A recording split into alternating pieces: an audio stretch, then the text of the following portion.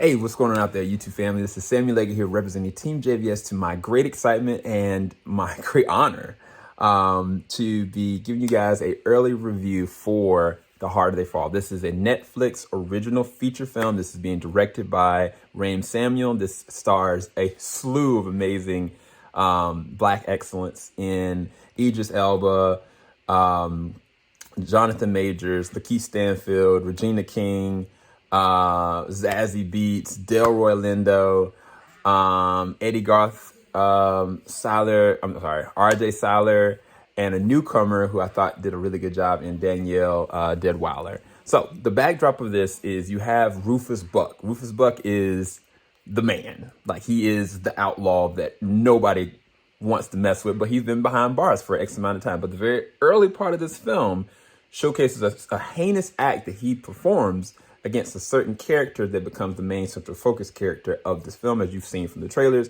And Jonathan Majors, his character is Nate Love. Now, their rivalry and everything that goes, they have their own faction gangs, they have their own faction, but you can tell a distinct difference between both factions of what is a code of an outlaw and what is, I'm going to get what I want, and you can't stop me, no matter who you are. One thing I'll say about this film that I really appreciate for Jeymes in this is the homage and the classic camera motions of all those classic Westerns that you know, whether it is the focusing in on, somebody's hand where their hand's a little twitchy and just waiting for the actual gun pull, or the standoff, like the stare, the back and forth. But they also allow emotional resonant moments. There's multiple different ones that encompass Jonathan Majors, who can act his tail off. Of course, we know. But what I didn't realize is that Idris's character, he is evil. He is sick and sadistic. But the way that this is written by Samuels is that he's not just evil for the sake of it. There may be an actual motivational purpose behind his character. And that's where things get very fascinating for me. Even Dean Cole is normally a comedian. Like, they give him like a role in Wiley and his connection with Rufus Buck. And there's an interesting little fight that kind of happens with skirmish. And no, he was not a jokester. He actually took his situation very seriously. And I actually really appreciated it. Regina King as Trudy Smith and Zazie Beetz as Crazy Mary or Stagecoach Mary. Them going in back and forth, that was freaking awesome. Like, they have a very fascinating fight scene that the choreography for it, I was like, I swear, like, I don't know who they got for the choreography, but they are killing it. And both women are just giving it their all. Regina King is menacing in just her dialogue. There's a scene that she's kind of telling the story of kind of her backdrop to Zazie Beetz. And I was like, oh, she's just sitting there peeling an apple. And I was like, yo, Regina King, she's such an amazing character. Then you got LaKeith Stanfield playing the role of Cherokee Bill, and RJ Cyler playing the role of Jim, what was his name? Beckworth. And, their whole rivalry situation was that who's the quickest draw, right? And it's weird because LaKeith Stanfield's character, when you first see him, he kind of seems really nonchalant. He's like, I don't really care about violence. Then there's a train sequence, a train robbery, dare I say, that lets you know off rip who and what Rufus Buck is, what he's capable of, and what his gang is willing to do. Because basically Keith leads that whole charge, and dude, it is crazy, bro. It is so freaking entertaining. This is very violent, though. Be cognizant of that. There's a lot of blood, sometimes very gory. It's not like there's decapitation or disembowelment, stuff like that. But I mean, they don't hold back in terms of the violence, as well as the language. Language is very, very specific. In my understanding, I believe that Jay-Z produced and worked on the score for this. I think it's really good and well notable for the way that this was actually done. It fit. Like, I was kind of like, sometimes where you kind of shoehorn in like hip hop or certain things in for a genre to just kind of hit there. And this actually worked from the style in which the director really wanted. And I think that I really appreciated that. Shout out to Eddie as Bill Pickett, because The last time I remember his character is in X-Men First Class, and how they did his character so bad, but they actually give his character something to do. They actually allow his character to kind of progress, as well as Delroy. Delroy as Bass Reeves.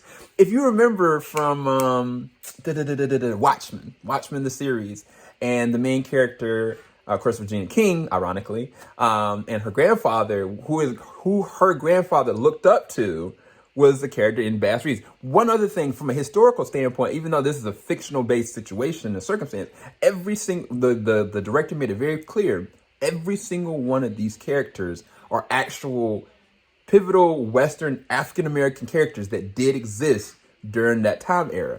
And it's just fascinating to see how he was able to sculpt out a good Western with so many big actors, with so many different random characters, and found ways of allowing me to emotively feel for something, allowing me to have fun, finding ways of like sick joy.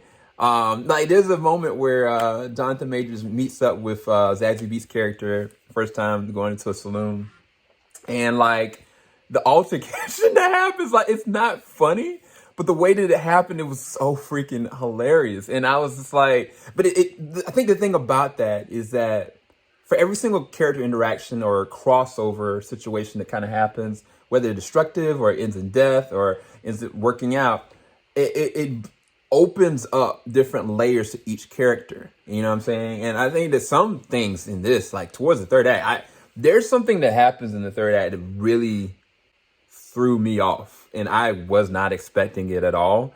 And I think the funny thing is now it gives repeat value to this as a film. Like I really want to go back and see this again, but also pay close attention to how this actually ends. This is very key things that are happening.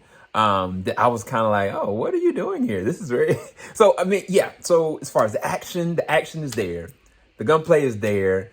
Are there corny moments or cheesy moments at times? Yeah, Westerns do that. It's gonna happen. You know, you're gonna have these random conversations where, like, why didn't you just shoot this person? You know, like, what was the purpose of that?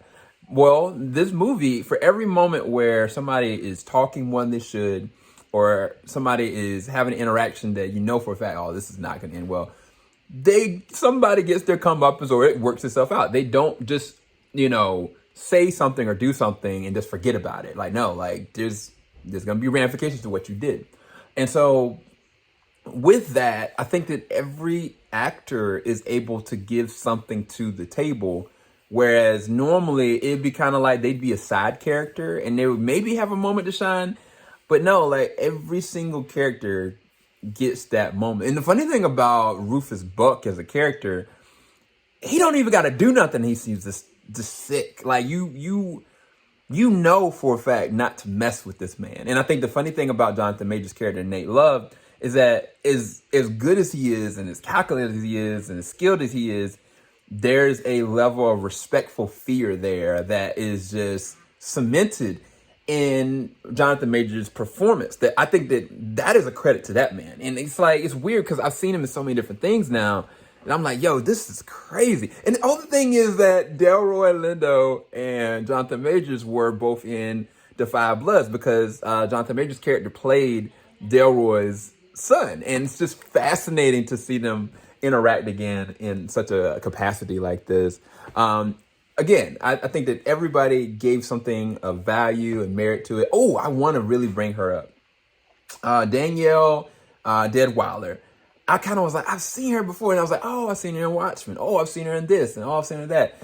But she takes this character in Kofi and really makes it her own. And I really appreciate how they didn't just like, oh, we're going to shoot her on this. We're going to shoot her on that. No, they gave everybody opportunities to really showcase their character in some way, shape, or form, regardless of an action moment or regardless of a emotional moment or regardless of a memorable moment. I think that there are memorable moments in this movie that merit repeated viewing that I think you're going to be pleasantly surprised and very entertained by. Highly recommend you go and check out The Harder They Fall. 9 out of 10 for me. I haven't seen a Western that had me this entertained in a very long time. Probably since 310 to Yuma Or what was that? Either Eastern Promises?